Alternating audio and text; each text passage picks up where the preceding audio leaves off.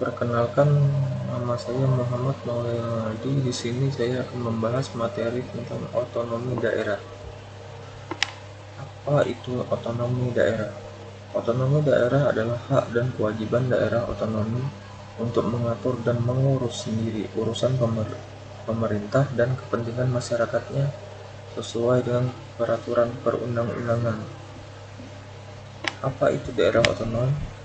Daerah otonom adalah kesatuan masyarakat hukum yang mempunyai batas-batas wilayah yang berwenang mengatur dan mengurus urusan pemerintah dan kepentingan masyarakat setempat menurut prakarsa sendiri berdasarkan aspirasi masyarakat dalam sistem negara kesatuan Republik Indonesia. Mengapa ada otonomi daerah?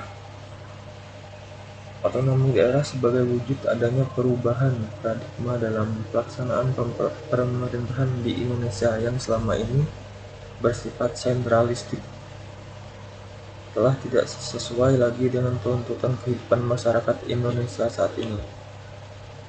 Pelayanan publik di era otonomi daerah. Ciri-ciri kepuasan pelanggan. Yang pertama yaitu lebih memfokuskan diri pada fungsi pengaturan.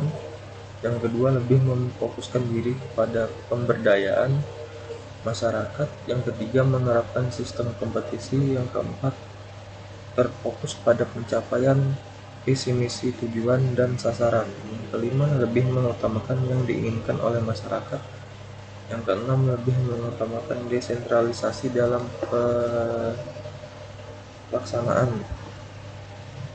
Adapun kelemahan otonomi yaitu yang pertama kurang responsif, yang kedua kurang informatif, yang ketiga kurang aksesibel, yang keempat kurang koordinasi, yang kelima birokratis, yang keenam inefisien, yang ketujuh kurang mau mendengar keluhan dan saran aspirasi masyarakat. Pendapatan asli daerah adalah pelaksanaan otonomi daerah di beberapa daerah telah diwarnai dengan kecenderungan Pemda untuk meningkatkan pendapatan asli daerah dengan cara membuat perda yang berisi pembebanan pajak-pajak daerah. Hal ini telah mengakibatkan timbulnya ekonomi biaya tinggi atau high cost ekonomi, sehingga pengusaha merasa keberatan untuk menanggung berbagai pajak tersebut.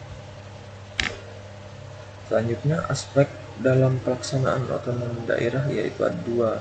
Yang pertama, aspek pelayanan publik. Yang kedua, aspek pengawasan keuangan di daerah. Selanjutnya, otonomi daerah dan prospeknya di masa mendatang.